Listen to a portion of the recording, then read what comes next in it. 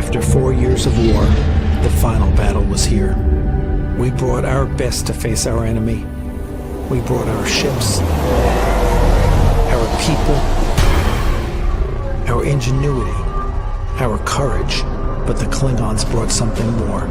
They brought Leviathans. The Klingons had unleashed their dreadnought, the D7, and it wreaked havoc upon us. And Karn and his forces were massed to end the fight in the most brutal way possible. And we all knew the very survival of the Federation was at stake. But I was not going to let it end that way. And I was not alone. When we have our backs against the wall, when we are outnumbered and outgunned, when the darkness is about to overwhelm us, that is when what it means to be Starfleet really matters. That is when every one of us stood up and said, it ends here.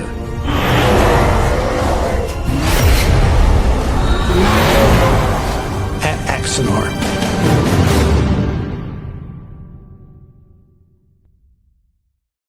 Oh, that sends chills up my spine even now. Yeah, baby. Hey, I want to welcome everyone for the live stream premiere of Daedalus, and I am absolutely thrilled to have my, I'm calling them my rich mad uncles now. It is Dave Lanyon and Gudni Gudnason, absolutely two of my favorite people in the world. Most importantly, because they're unbelievable, fun, great, decent people that I have had the privilege for the last 2 years of meeting. And of course, these are the guys that saved Axanar. So the fact that Axanar is coming out this year and we're getting all this great progress and you're seeing things, it's all because of these two guys. And so, my friends, namaste, and it was wonderful to see you guys. I'm absolutely thrilled that you guys are here for this premiere. How are you guys doing? You guys are up in Toronto together. Gudni usually lives in Japan. Dave lives in the Great White North, soon to be the 51st state. Oh my God. And if I had my way, like the next 10 states, I mean, it should be like 51 through 63, right? You know, you have like 11 or 12 provinces up there. Exactly. And I was going to say, you know, have you considered being the 11th province? It would be a great deal. Think about your husband. So how are you guys doing up there? You are up there for your big annual convention session. Tell us a little bit about that, what you guys are doing, because if you don't know, people, Dave and Gudni are the founders of the Modern Mystery School, which is I always say it is, when I'm trying to explain this to someone, I say it's Anthony Robbins with spirituality. That is the way, to me, I look at the Modern Mystery. And not, we're not making a commercial for it, but that's what you guys are doing. So tell us this, right now you're doing what? You've got 600 students up there? Yeah, so what we do every year in May is we gather, we have basically 2 HQs between Japan and Toronto. And in May, we do kind of our annual conference where everyone comes together. And we talk about everything. We talk about what the next year looks like, what issues people are having, what kind of clarities they need. We do more advanced teachings. We just, it's basically a whole ball of everything that we do hermetically and esoterically to help people out. And Gudni, coming from Japan, he comes over. Gudni's the guy that started all this, and he brings that extra special part to it that tops it all off. He usually goes with the bigger, most deepest teachings that we'd have for students that have been around. You know, we have students that have been around 20 years, 25 years. And I have to get up and get my, I should have had this ready, but I'm going to get my book here. This is Dave's book, which he sent to me. You are not perfect the way you are, which it wasn't a personal message, I swear. It's just for you.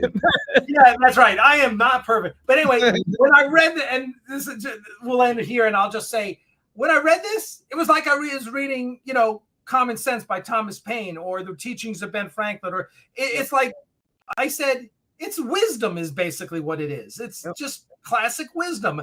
I mean, you know, and which I loved. It was just, anyway, enough of that. I wanted to make sure we talked a little bit about what you guys do. But we have 91 people here. We are going to be at 7:15. We're going to be launching Daedalus. So this project, which is a short film, which is 5 minutes, and I love when people say give us crap about making 15-minute episodes. They say you can't tell a story in 15 minutes, and I say, really? Did you see the Vulcan scene? That was 3 minutes, and that was absolutely a story. Yeah. And here, what we did with Daedalus was Dave Lanyon, who was a donor previously. I had just reached out to him. I went through my big, I have a folder with some big donors, and I just went back. I said, time to thank everyone. And I sent out thank you emails, and Dave responded back, and we were talking, and Dave helped us. This is in January of 2023. We had just finished really one of our big shoots where we got a lot of actors in the can, and it was really exciting. And Dave gave us, I think he gave us $5,000 for that shoot, or $10,000. I forgot what it was, but it really helped us out a ton because we did that shoot really inexpensively. And we were talking, and as anyone knows who's been following us since the beginning, it's been a struggle because basically Paramount and CBS sued us and basically bankrupted us, and we moved across the country to a cheaper location, and I've been putting everything, all my personal money went into keeping the studio open and making it. And it was a struggle, and it was going to be an even bigger struggle. And Dave just said to me, how much is it going to take to finish this? And I was like, it's probably $125,000, $135,000. And Dave was like, okay, I'll cover that. Now, I don't know. There are only about 3 unbelievable moments in my life. Winning the NCAA championship at USC, winning the national championship when I was coaching my juniors team, and that. And I was like, I couldn't believe it. Because no one has been that way. No one in this whole journey has been that magnanimous with us. We've had great people like Larry at OWC who took care of the studio the first year. And, we've had great people, but that was just, it was life-changing. And not only was it life-changing for me, but what Dave and Gudni, because of course, Gudni's a huge Star Trek fan too. So Dave goes, hey, Gudni, Yeah. we're going to come on in. We're going to come in, the water's fine. Yeah. And so I have had for the past 2 years, the absolute privilege of working with these two gentlemen. So they came over for the October 2023 shoot was going to be our last big shoot.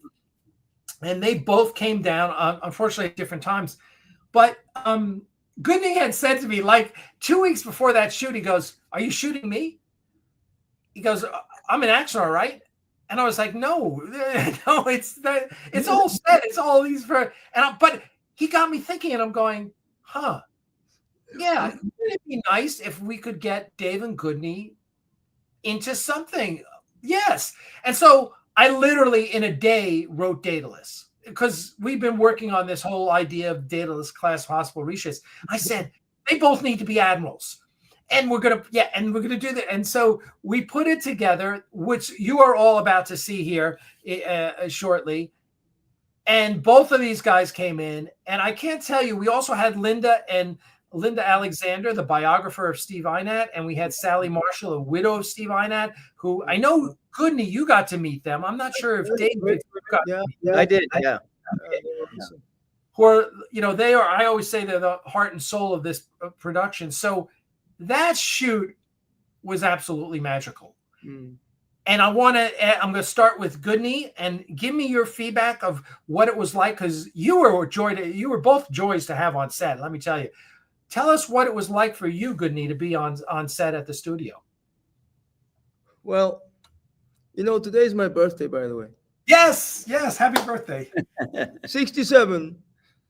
Really? Oh, okay. And to tell you about that first day, I have to go back 60 years. Growing up in Iceland, we had no television, no networking at all. And then the American base came, and we got U.S. television. And so 7 years old, I'm sitting 7 years old, I'm sitting on the floor watching Star Trek. And that's, And my mom came in. My mom told me this later.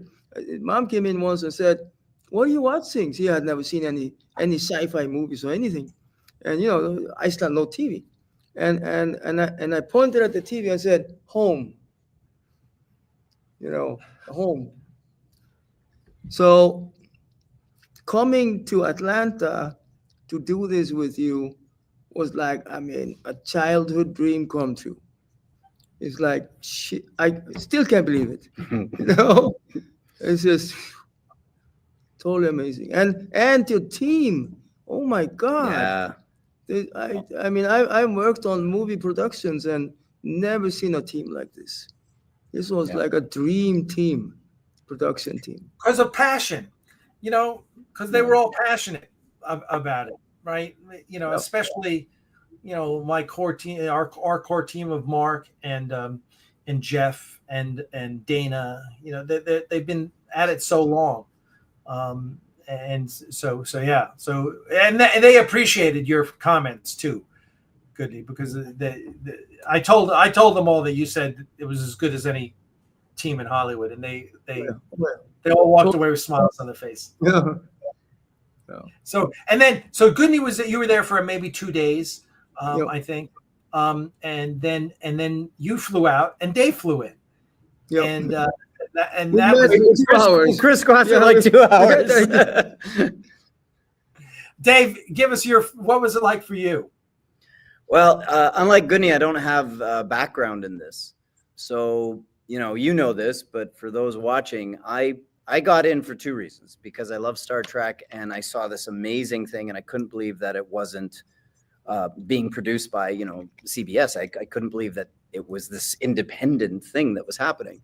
And secondly, as I've said before, I read your story. I looked up all the information. I like to think I have a little bit of discernment, and I was like, this seems like just an injustice. And it seems like this man is getting stomped into the ground because he embarrassed some people because he just did his job really well. And I was like, if I can make a difference, I'm going to. And that's what happened. So when I showed up on the set, I'm being very honest when I said it. I originally showed up to back you up, as weird as that sounds. But when I got there and I met this incredible team and how well they spoke of you, and that speaks well of you, brother, that they care about you. They really believe in you, and that says the kind of person that you are. Standing on the bridge, the set of the bridge, and you said, well, sometimes people get emotional. And I was like, I'm not getting emotional. I don't cry. Just dust in my eye. Because it was just, so that whole thing to me was just, it took me literally days to sort of realize that it had happened. And your team, I just remember, I'm a guy with a lot of curiosity, asking everyone how they did their job and how every single thing worked, and the absolute geekdom of them in their capacity. Like, this is how the sound works, and this is how we run the cameras. And I was just like totally fascinated. And these guys were just, it was amazing. It was you made everything wonderful. Your whole team was great. I enjoyed it all. That's the God's honest truth. It was just an amazing experience. I managed to hide my, I cried. I stood there and I cried, and then I backed into that turbo lift. Whenever you cry, you back into the turbo lift. That's what you do. Now I'm just checking things out in here. Oh gosh. Well, okay. So we're gonna show everyone this little film here. I know, and saying our film, I say it in the sense that we have this amazing team. We had for the first time Josh Irwin was involved, who does the Avalon Universe things, and Chris Lee over in the UK, who has his own YouTube channel, directed it and did all the visual effects. So it cobbled together a lot of different people who put this together, and we're just I'm thrilled with it. There's some really amazing stuff in here. So let me get it up, and let me get it on the screen here. Yeah, exactly. Oh, sorry. All right, one sec. Oh, there it is. And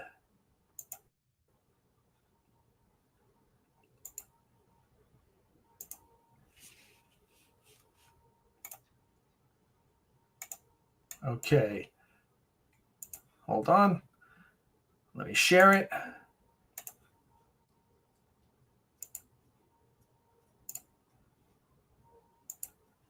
Okay.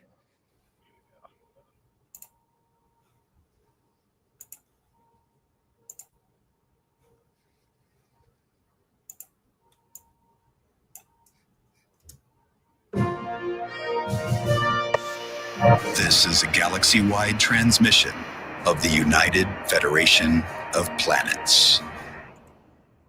The United Federation of Planets Historical Society, in conjunction with Memory Alpha, presents the Daedalus class hospital ship refit. The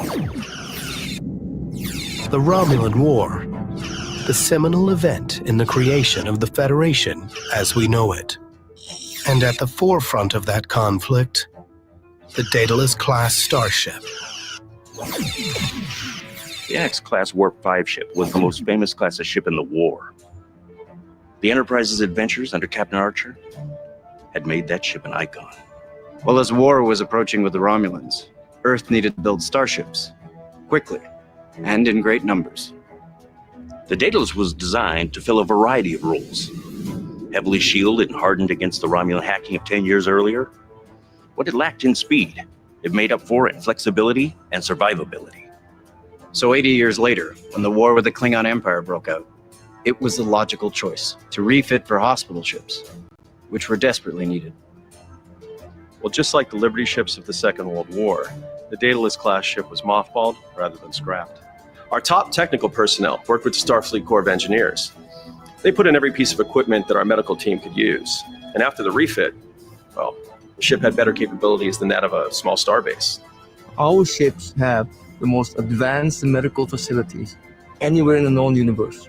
Well, once the specs were finalized, it took less than 60 days to get the first refit launched. After that, we were launching a refit Daedalus every week. A year into the war, we ran out of hulls. Vulcan, Andorian, human, Telluride, whatever race was coming towards us, our staff was ready to handle them. The hospital ships were probably the greatest unsung heroes of the war. Our crew was even ready to work on the Klingons. And while our medical teams made up the bulk of the crew, we had Starfleet personnel manning the ships. Many of us were disappointed to be serving on hospital ships.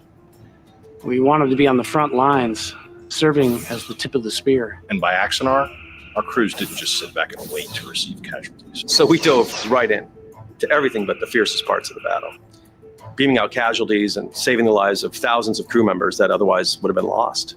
No one wanted to be just an ambulance driver. We were Starfleet. We needed to make a difference. So we created our own tactics to save more lives. And that often meant doing things that were somewhat unconventional. We did a lot of things those ships were never supposed to be able to do, but it was about saving lives. By the end of the war, over 100,000 Starfleet crew and Federation citizens had been treated on a Daedalus-class hospital ship. Between the lives the hospital ships saved and the dedication of the Starfleet crews, the revitalization of the Daedalus class became as important to the war effort as the introduction of the Ares class. And so, the hospital ship USS Lanyon took its place next to the USS Daedalus and the NX-01 Enterprise at the Starfleet Museum. Not all the legends that war created were warriors.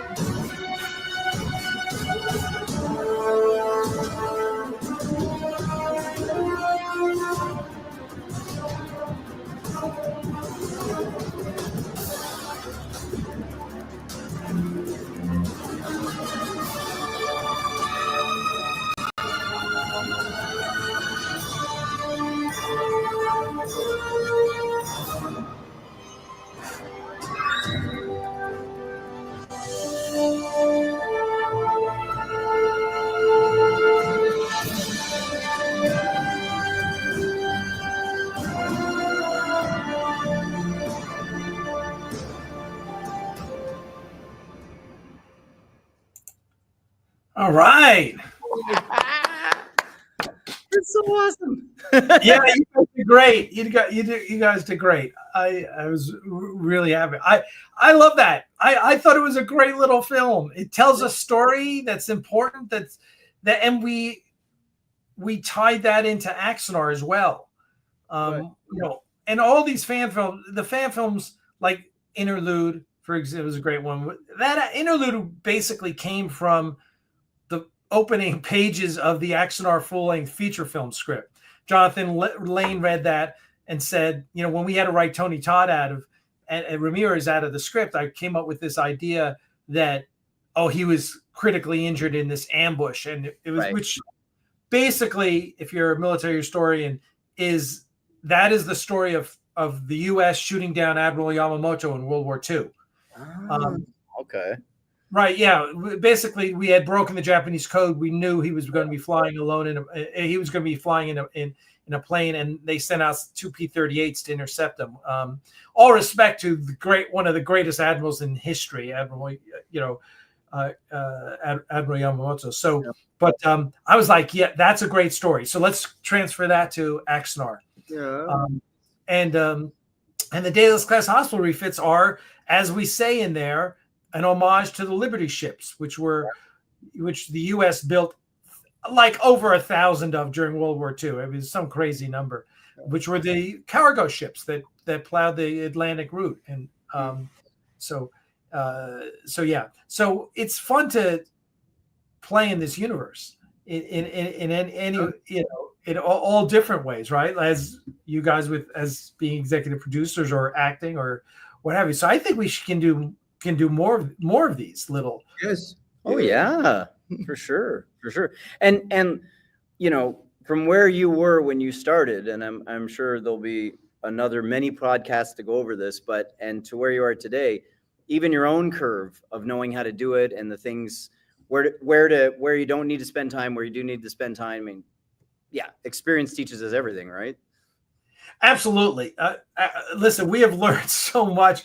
Matter of fact, I'm about to do a video. We filmed one video about like the 5 biggest myths about Axanar, but I'm working on another video that I wrote. I'm starting to write the script for, and it was the 10 biggest mistakes I've made in Axanar. Oh, very cool. You know, and so it's like, here's the things I screwed up over 10 years. Because I think that's important. I think that goes along with the lines of you guys are great in your teaching, says the self-reflection and being able to go, where did I mess up? Listen to people. Yeah. Listen to understand. Okay. Yeah, I got it. And then modify things and improve yourself. So, because we're not perfect, right? Right. Exactly. And in that process, if I were to say, if you were speaking to CBS, or I don't know if it's Skydance, who knows where we are anymore, I would say this is the kind of expertise you need for fan engagement. You need someone with that kind of experience and that know-how. And there really should be, you and I have talked about this before, there should almost be a diplomatic branch that applies to these big IPs that says we have people that specialize just in fan engagement. We go out, we talk about things, we listen, we explain, and from that process, not only do you learn, but you also teach the fans why things are happening a certain way. It gives gives the fans more insight as to, okay, I didn't think about that sort of thing. You've educated me about making film in ways, I mean, I didn't know any of this, and it's like, so yeah. Yeah, and we're hopefully we're always learning until the day we die. Yeah. And I know, I mean, just the whole process of that we're in right now of compositing that Dana is just doing this amazing work on is just we're learning so much, and at the same time we're honing our process for the future. Mark and I had a discussion since Axanar. So you have a whole bunch of actors who were shot on the bridge on our bridge set. And then you have a whole bunch of actors who were shot on green screen. One of the things we're talking about is like, okay, so what's the balance there? How much do you want to shoot practically and how much do you want to shoot on green screen? because practically limits you to your sets that you have. Unfortunately, we have this amazing bridge set, but green screen allows you to put them anywhere you want. Like I released some of the you guys have seen the video of the Klingon backgrounds that Dana has done for our Klingons, and oh my God, they're just stunning. They're so beautiful. So yeah, but we're learning, and one of the things is I've been talking with Josh and with Chris is like, how fast can we do one of these little 5-minute films? Like how much effort does it really, because the shooting, I think the shooting on the bridge is the way to go with these, because both of you, let's see, Dave, you were shot on green screen. Right. You were shot on the bridge. Yeah. But outside of Mark Grove and I guess Dana, who were shot on green screen, the others were shot on the bridge, and that shot of Admiral Kovalenko on the bridge is so amazing. Yeah, it really is. Yeah. And so when we were shooting that one, I told you guys this, when we were shooting her on the bridge, I said, this looks too good not to have this in Axanar.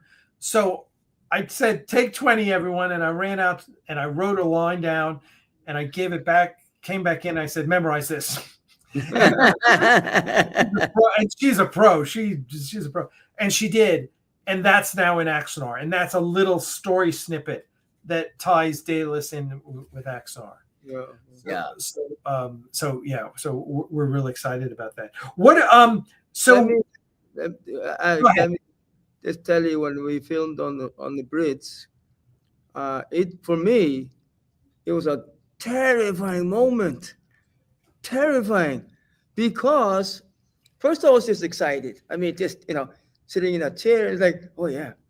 But then I was looking around, and all the different Star Trek stuff, DS9, Next Gen, all of it started melting together in my mind. And I just said, wait, what is going on? I was like, I was a Kermit. Oh my God. And then, he came, sat down, and they, okay. But it took a while, Yeah, it's. I mean, listen, it's the same way for me because I'm not a professional actor. It takes you a while to understand what acting is all about. Richard Hatch always told us in acting class that the first acting school he ever went to in Malibu, California, there was a sign at the front door to the theater, and it said "No acting allowed." Yeah. Because it is when actors talk about honesty and truth, what they're saying is that if you're trying to pretend to be something, that's not truth. Yep. It's finding it within yourself, what it is. And it was great is like both, and Gudni is what I loved about you is, which we don't have enough of, is that because you have a little bit of an accent, it comes off, it places the universe, it makes the universe broader, right? We don't all sound alike. Yeah. Like, oh, yeah, that's right. It's a united Earth 300 years from now. Yeah. So the guy speaks it, people said to me when Tony Todd said he couldn't say Inverness. He said Inverness. And some people a couple of people would comment about that to me. And I said, so maybe where he comes from, that's the way they pronounce it. It's all, who says he's American? Who says he should have an American accent? Maybe he was born in Ghana. I don't know. Right. So that was a colony on Mars to the right. Yeah. What? Over this process now that, we're if you haven't been following the video updates, and I hope you will, if you're out there, follow the video updates because we just posted one with some new information. We will be releasing this year. We episode 4 is coming along nicely. We dropped in the music. We're just getting the latest visual effects, the finished visual effects, which are really awesome. So that we're still trying to shoot for summertime on episode 4, and then episode 5 is probably more like the early fall. But everything's coming along. Over these past 2 years, I'll throw this to Dave first. What has been the thing you've enjoyed most about the process over the last 2 years? Oh, wow. You know, it really comes down to, because I love learning things. So it comes down to learning all the steps, and you've really been the teacher of that to me, all the steps of how to make that come together. We just watched Daedalus. It's beautiful. I mean, it's seamless. It's fantastic. Yeah. And when something's done really well, it looks easy. You know, you see a gymnast do 10 flips and you go, easy. Yeah, it looks easy. Well, easy is normally because of you've got a mastery behind it. And Right. It's been learning, with you walking through, you don't understand. We have to do this composite thing, and then there's a rotoscoping thing. We have to do a color, and there's a sound, and it's like, oh, all those things matter. There's things that do this. There's some things I didn't even know they existed. I'm like, that has to happen. So for me, it's the learning process of all of it, and knowing, because I've already seen what the end product could look like, knowing where we're going, and so it's like learning the steps to that sort of perfection of the art that's been the most interesting to me. Yeah, and we've been on that journey together because I've been learning stuff and we just got the rotoscoping back this morning of the Andorian Trask, and it's flawless. It's just flawless. It's great. Yeah. So Gudni, how about you? Because you've been over in Japan. Gudni and I will once a month. Gudni says, "Hey, can you talk?" And we FaceTime each other and talk about everything and compare notes on, because Gudni's got a film, and tell us about your film, which is the Magical Pond? Is that Mysterious Pond? Yeah. Mysterious Pond. Mysterious Pond. Yeah, I finished that last September. I directed and fun project, and finally done with all the editing and almost finished. So that's going to be launched this summer. But with Axanar, with this project, with Axanar and everything, the funnest, the most interesting thing. So after Dave called me and linked us up, I think through Facebook. No, we did a messenger thing first, and then did a group I've thing. been an executive producer for a lot of projects and movies, several movies and TV shows in Japan and stuff. Never has the producer of that responded to me like you did. It was like right after he put like our phone numbers or something together in a message, and boom, you send me a message, and I'm like, who is this guy? And like a couple of days later, we were talking, you and I were FaceTime, and this has been like this constant since. And it was like after just a couple of phone calls talking with you, it was like, yeah, I was telling people how a friend of mine over in Atlanta was making a Star Trek fan movie, which already felt like, Yeah. So I was the most, and when I came, it was like, hey, first time I met you, it was still like,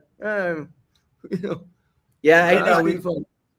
It's not. I know it's not your forte. This is Star Trek, and we're the spiritual stuff guys to joke around. But there is something, whether you want to call it kismet or just weird connective tissue that happens with people sometimes. It's just sort of like this field that sits there, and I think everyone would understand it. They might call it something else, but there was a connection there, a piece that's like, we can do this together. We can make this work. Like you can feel it's pulling together. So. Yeah, and it was just there. It just felt like each step felt like it was the right step to take, because that just seemed like, well, that's supposed to happen. So we do that. So yeah, when I got to Atlanta, it just felt like everything was supposed to be exactly the way it was. It's supposed to be like usually producers I work with, they're like the Ferengi, they do. And you were like nothing, like you were Captain Kirk, you were nothing like that, Well, and Dave, to what Dave just said, to what Gudni said, yeah, absolutely. It felt like right away we were kindred souls there.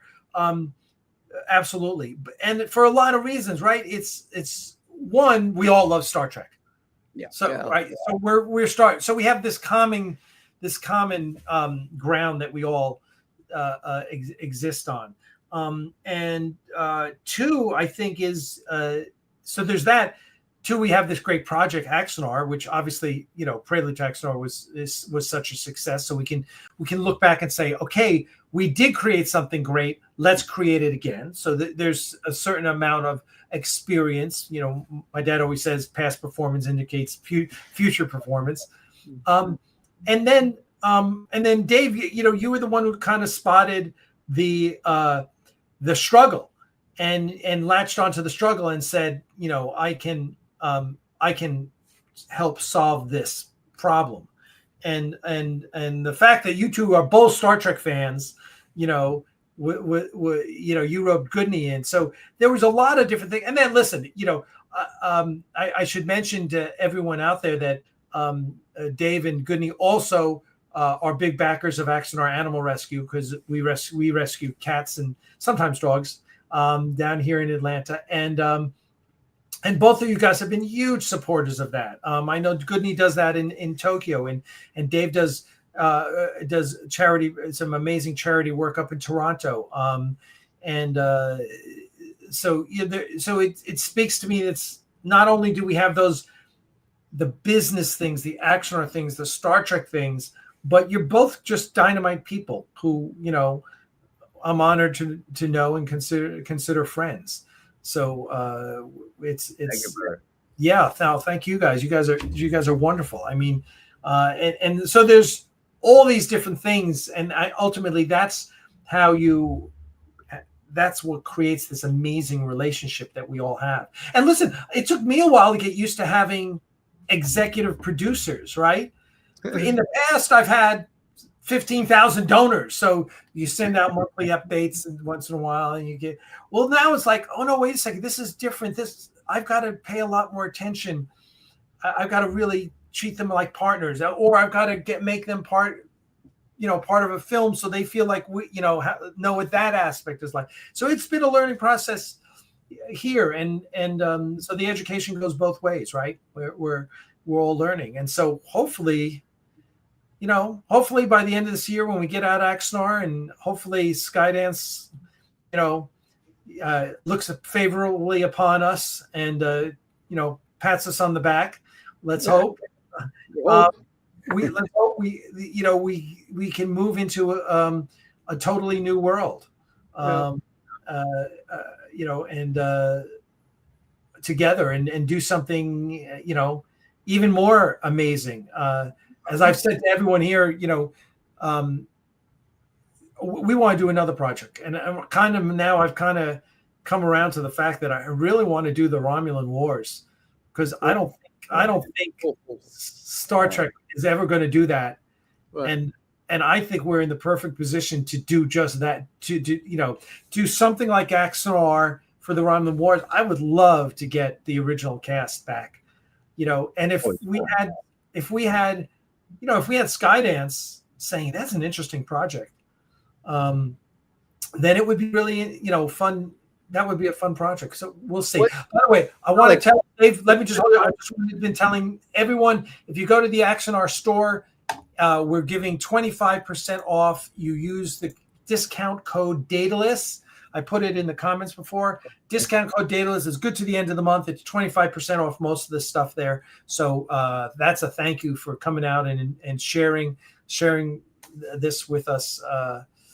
But go ahead, Dave. What you were going to say? Yeah, I was just going to ask you, what's the timeline difference between Axanar and the Romulan War? What in the Star Trek canon? So in the Star Trek canon, the Romulan Wars were in the 2150s, late 2150s, because the Federation was formed in 2161. Maybe Alex Rosenzweig, who just joined us, will remind me. I think the Federation was 2161. And then Axanar is 2245. And TOS Star Trek is 2265-66. So basically, Axanar is 20 years before Kirk takes over the Enterprise. Right. And Prelude, the documentary we're doing, Axanar, Prelude, The Gathering Storm, and Crucible, those are basically supposed to take place 10 years after the war is over. So it's kind of like the 10-year, they're going back as a 10-year retrospective, and that's why they're in cage era costumes. That makes sense. I would love to do something. I'm sorry? Did you write the script already? No, for Romulan Wars, no. As a matter of fact, they had 2 books they came out with maybe 15 years ago that were set. They were set in the Enterprise era, and they were called Enterprise, and it was Beneath the Raptor's Wing, and there was 2 of them. I remember, yeah. And so I read them, and they were interesting. Yeah. But I'd love to revisit that. There have been a couple fan films. I think there've been 2 fan films about the Romulan War that are, they're both interesting. But I think we could do it in just a way that, just like Axanar, so many people consider Axanar canon these days. Oh yeah, of course. But if we do this, we as the executive producer, we have a strong suggestion for your script. So in the flaw, I shouldn't say this. You're all going to kill me, but it's the flaw with Next Generation. Is that Earth has no TV anymore. Yeah, what's the matter with that? There's no TV entertainment. No one watches the screen? Yeah. So it's like, is it on TV? No, there's no TV anymore. We abandoned that kind of entertainment 300 years ago. Captain Kirk, Captain Jean-Luc says. Yeah. He does. Yeah. We need the Romulans to at least have TV. Yeah, Romulan TV. And we'll be on the sitcom that they all love to watch. Yes, indeed. Yes. Mike says, elaborate what you. I would love to get a couple. What I'm saying is, if we do a Romulan War show, kind of like Axanar, then the people we're interviewing, I would love to have some of the original cast members. I think Dominic Keating and Connor Trenier would be awesome. Linda Park. John Billingsley, I've had a conversation with John Billingsley. He's a just awesome human being. I just love John to death. And I only spent about 45 minutes on a video with him. But yeah, I get some of those guys back and integrate them with others. I don't think you'll never get Jolene back, and I doubt you get Scott Bakula back, but you never know. Listen, you never know. It's worth dreaming about, right? And thinking about. Okay, so for you guys, tell us what you see in here for Axanar for the rest of the year. What are your hopes for Axanar as we come out? What does it mean to you? What do you hope we can accomplish? Give us the spiritual guidance here, guys. I'll, if I don't may. Yeah. 2 things I would like to say. I would just like to. It's something that I just like to see completed in the sense of for the fans.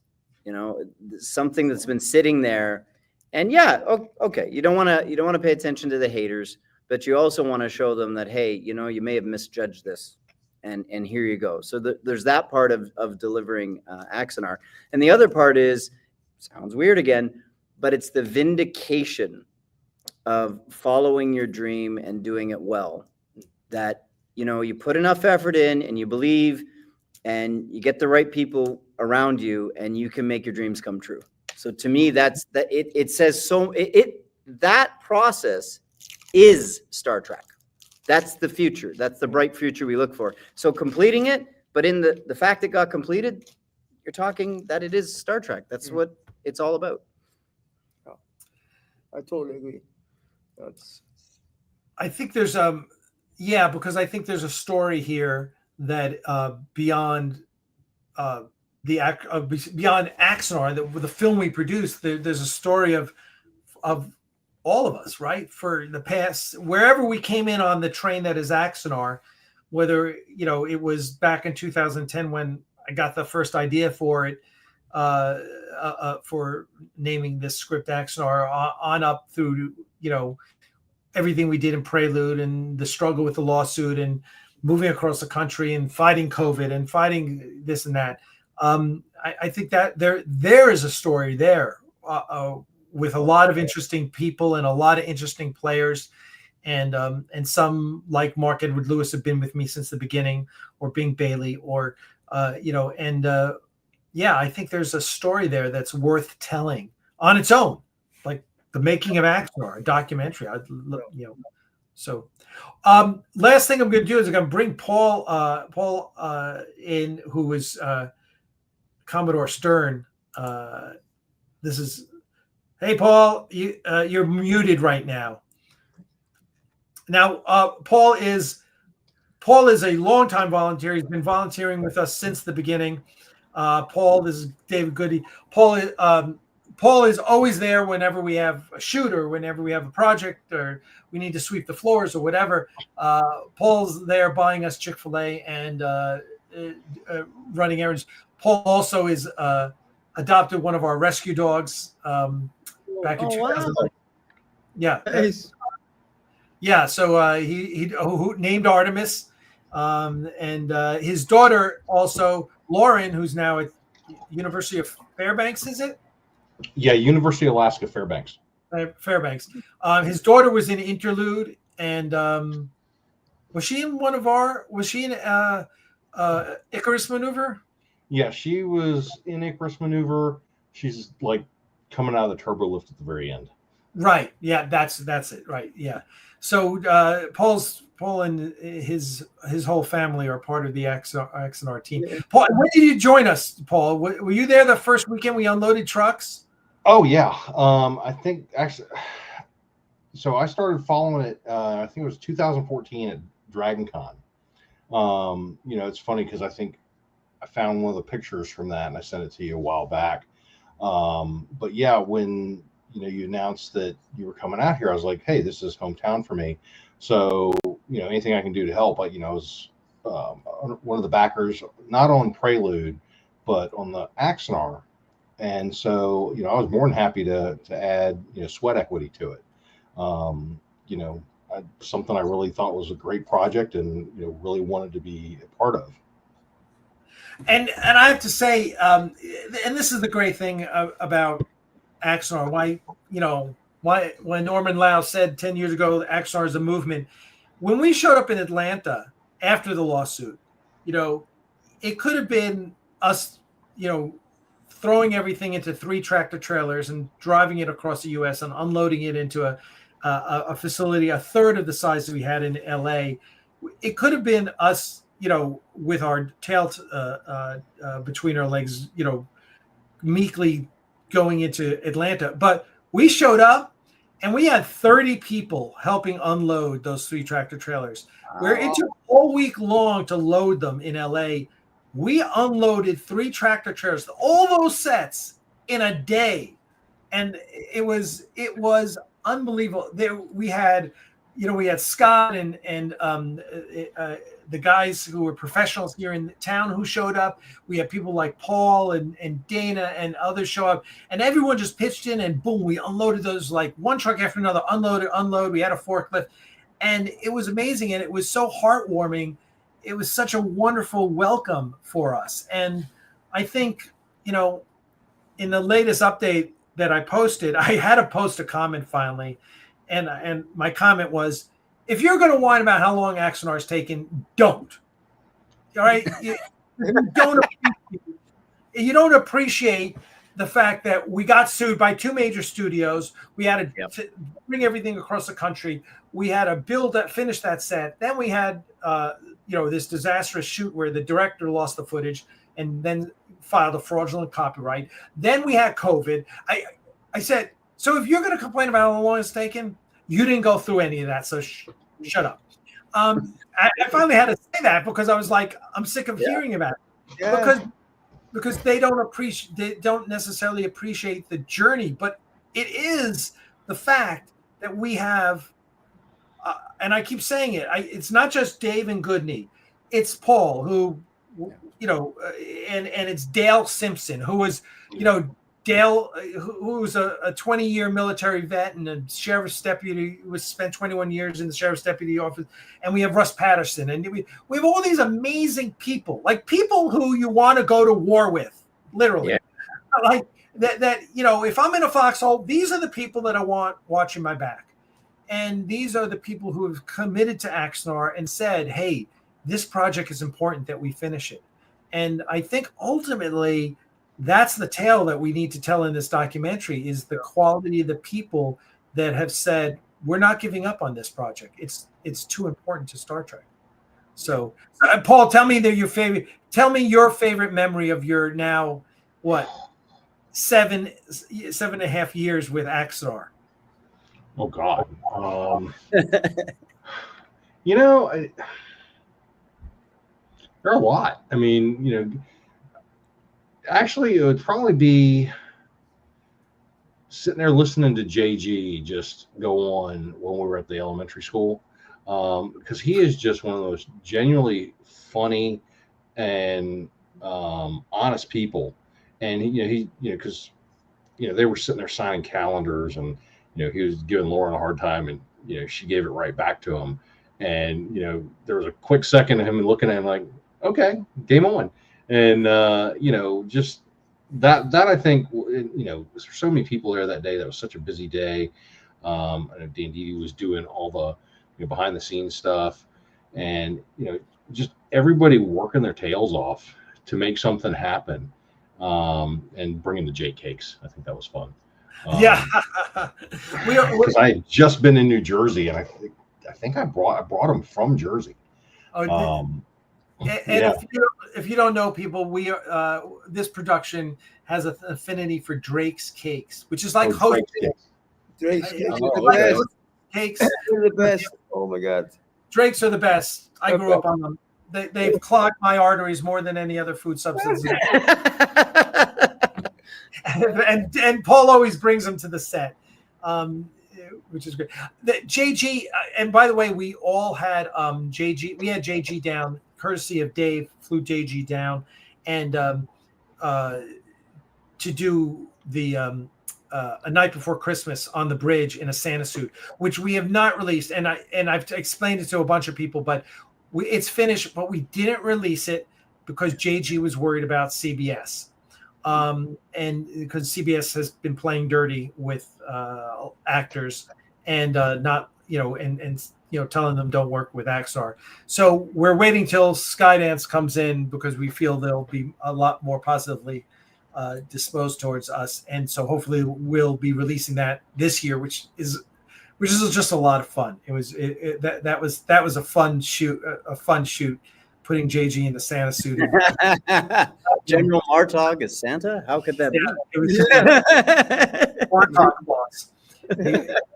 He was awesome. So, well, it's good. Dave and Gudni, I know I want to thank you guys for taking the time out. Is there any, and we need to do this again. We'll do obviously we'll do it when we have hopefully we'll do it in person when we release Axanar episode 4. And Mark says he'll have a new cut up this weekend. So if you guys can find 15 minutes this weekend to watch the new cut of Axanar. Just for everyone out there in TV land and YouTube land, please watch the latest, the May Axanar video update here on YouTube, because that'll give you all the information about what's going on and when we're releasing, which is up in the air. We're trying to make sure we do it right. There's just, after 11 years, there's no reason not to make it perfect. And so there you go. And just make sure you're part. Oh, by the way, make sure you are subscribed to the Axanar Newsletter down there. That's the best way to get information, because we'll send out emails and let you know what's happening, what updates we're posting, when they're posting on our website. Also, I will also direct you to the Axanar just to the Axanar website, where we have all sorts of great information. Lee Questenberry, who is our webmaster, and I have been working on it pretty hard for the past couple weeks. And if you, I'm going to share that with everyone right now. Let's see. Let me show. Hold on. I'm going to share this with you so you can see. So this is our website, and if you go here to our website, you can see at here we put all the new fan films are right below Prelude and the Vulcan scene, so they're right at your fingertips. Also, if you go up here, we've just redone the About Axanar section. You'll see the Axanar team here, which we hope you will enjoy. Get to know everyone. This is a little. Everyone has a Funko Pop there. There's our team. And then if you go, also we have the producers page here, which of course Dave and Gudni are at the top of. There's Dave. About the guys, and these are our producers. So also you'll find the Axanar store here. Up in the corner, you go Axanar store, so you'll be able to buy all the cool Axanar swag. Again, if you use Daedalus, you get 25% off. Make sure you spell Daedalus right. We are also doing you as a Funko Pop. We will generate you as a Funko Pop for $15, which goes towards the Axanar Animal Rescue. And the last thing is follow the Axanar Animal Rescue up here in the upper right-hand corner. You can follow all of our work saving cats, and we have some great cats for adoption if you're interested. And the latest, as a matter of fact, McCall, who Gudni helped save through emergency surgery, is doing great. It's just got spayed yesterday. So there are times when I Dave and Gudni have just stepped up for emergency surgery on some of our cats, and we thank you guys so much for that, because it's great work. They need us. They do need us. They do need us. So there you go. Any parting words, David? I'm going to let Paul go first because I haven't let him talk. Any parting words, Paul? Or you've seen the rough cuts, right? Oh yeah, they're absolutely incredible. And even in the rough cuts before the effects get thrown in there, you just get drawn into it. And that's the sign to me that it's a good story. That you're just. And I think when both episodes are released, it's just going to be well received, and expectations are going to be exceeded. Thank you, David. Good. What you've both been seeing? What are your thoughts on the rough cuts? Tell the fans who have not seen the rough cuts out there your thoughts. Amazing, awesome. Yeah. You're gonna love it. Everything that was said to you about Axanar will be taken to a level beyond what you expected. Yeah. Exactly. I'm watching it and going, wow. Yeah. And we just Mark Edward Lewis just sent me the music for the credits. He's like, you need to listen to music for the credits. I'm like, okay, I'll listen to the music for the credits. And oh my God, it was like a real score. Like, I'm like, that is so cinematic, music in Star Trek is, you don't realize it until you're in this process how important it is. Yes. Like the difference it can make, and you realize, all those movies, all those things, it was the music that helped move the emotion to, like, you're like, oh, here comes this big moment, right? Yeah. Absolutely. That's so true. That is so true. So, all right. Well, listen, everyone, we want to thank everyone for spending the last hour with us. I'm gonna play Daedalus again. Let's watch it again, and then we'll sign off. All right? How's that? Final words. So all of you, I don't have to say any final words to all of you guys. You're awesome. We're the family. But to the haters, see you in Hollywood, bitches. There you go. And on that, let's watch Daedalus again. Here we go. Let me get this up and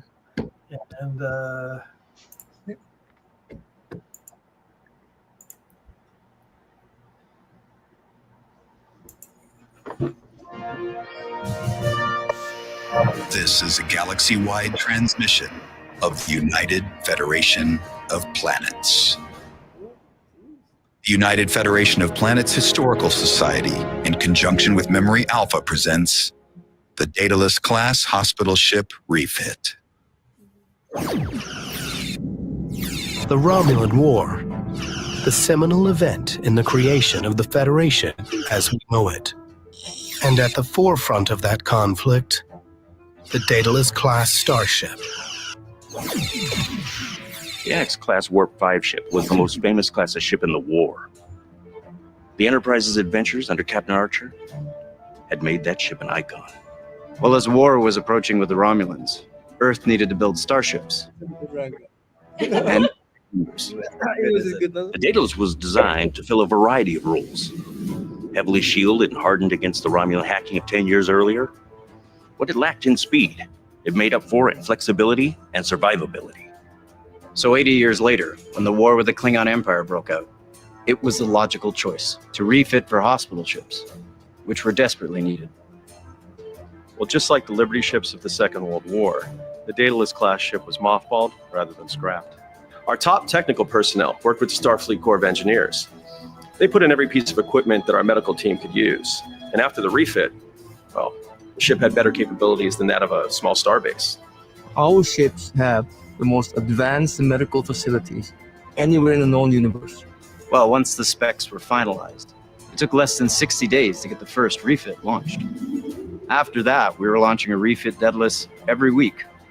A year into the war, we ran out of hulls. Vulcan, Andorian, human, Telluride, whatever race was coming towards us, our staff was ready to handle them. The hospital ships were probably the greatest unsung heroes of the war. Our crew was even ready to work on the Klingons. And while our medical teams made up the bulk of the crew, we had Starfleet personnel manning the ships. Many of us were disappointed to be serving on hospital ships. We wanted to be on the front lines, serving as the tip of the spear. And by Axanar, our crews didn't just sit back and wait to receive casualties. So we dove right in to everything but the fiercest parts of the battle, beaming out casualties and saving the lives of thousands of crew members that otherwise would have been lost. No one wanted to be just an ambulance driver. We were Starfleet. We needed to make a difference. So we created our own tactics to save more lives, and that often meant doing things that were somewhat unconventional. We did a lot of things those ships were never supposed to be able to do, but it was about saving lives. By the end of the war, over 100,000 Starfleet crew and Federation citizens had been treated on a Daedalus-class hospital ship. Between the lives the hospital ships saved and the dedication of the Starfleet crews, the revitalization of the Daedalus class became as important to the war effort as the introduction of the Ares class. And so, the hospital ship USS Lanyon took its place next to the USS Daedalus and the NX-01 Enterprise at the Starfleet Museum. Not all the legends that war created were warriors.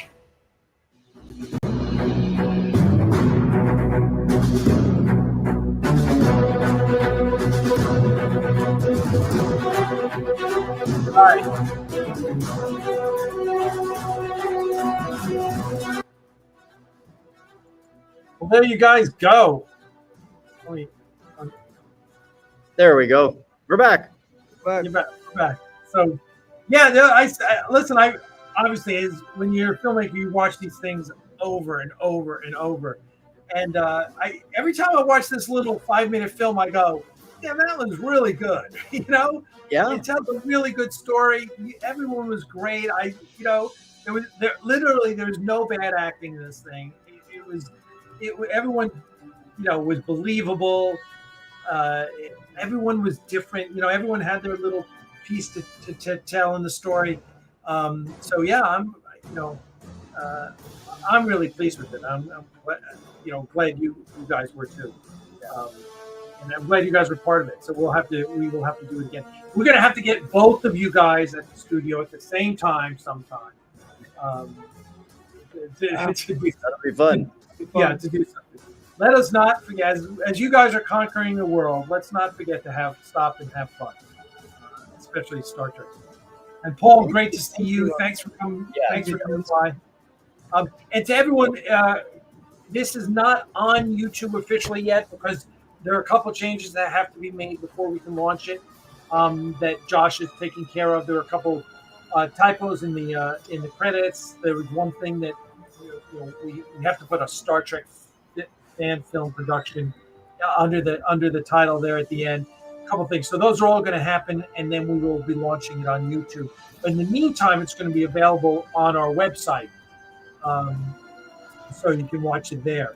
And to everyone in the audience, I see all the regulars there. Dale Simpson stopped by. John Tesler stopped by. I saw Ray Myers is there. Jay from all you regulars. It's so good of you guys to come here. Again, go to the Axanar store. Use the discount code Daedalus for 25% off. And our Patreon campaign. I just told Larry from OWC Computing, who's one of our big benefactors over the past 10 years, and I told him, as I told Dave and Gudni, just throw $2 down a month or $5 down and join the Patreon campaign, because every other day I'm posting stuff, behind the scenes stuff that no one else is seeing, and I'm posting it just for the Patreon donors. So it's the best way to keep updated. I asked Dave and Gudni to join just so I didn't have to keep emailing them the stuff that I was posting every other day on the Patreon campaign. So please do that. Any final thoughts before we all leave? Dave, Gudni, up in Toronto, behind that amazing model of the Defiant. Yeah. We're in front of that. Oh my God, that model just I love that. Beautiful. It is gorgeous. I would just like to say, and especially to someone like Paul, everyone pulls in their own way, in the way they can. And Alec, you're the driver for sure. And it takes a team that really cares and wants to get the vision to go through. And we've gotten some attention because we were able to bring certain resources to it. But I want to know everyone who's ever contributed and just stood beside you. You have my thanks. You have my acknowledgement for all your efforts. We all do the part that we can, but if everyone pulls together, that's what makes the dreams happen. Yep.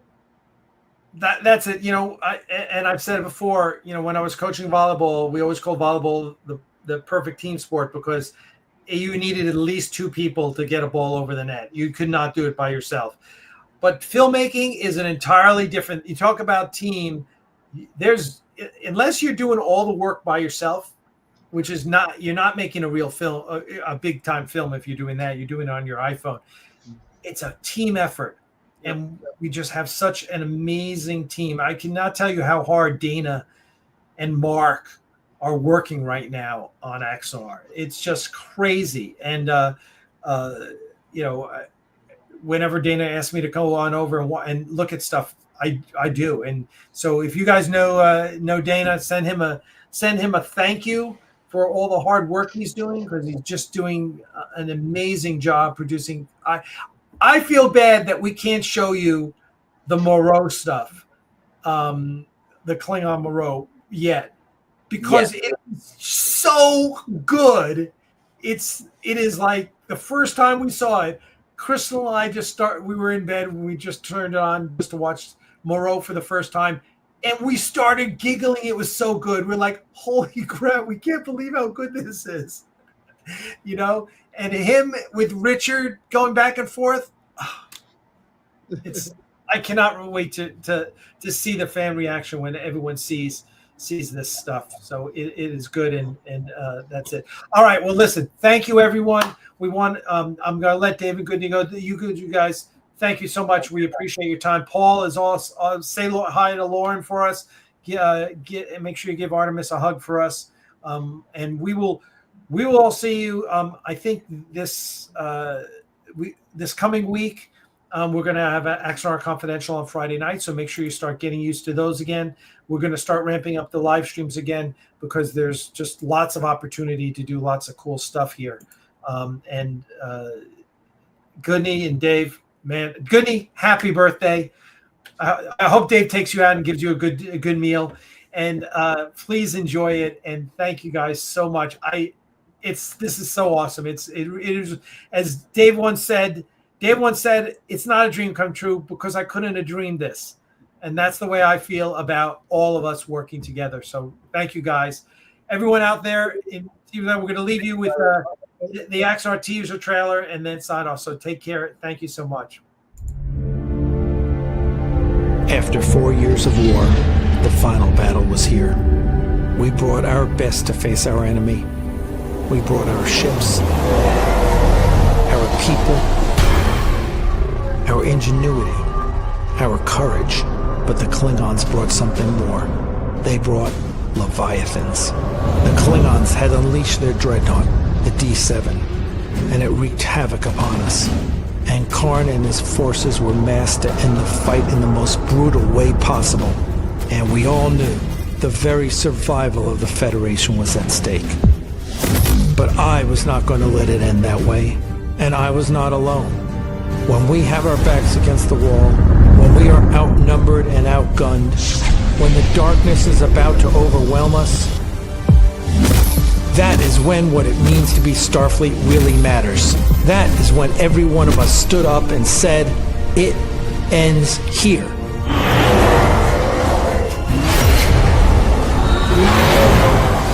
At Axanar.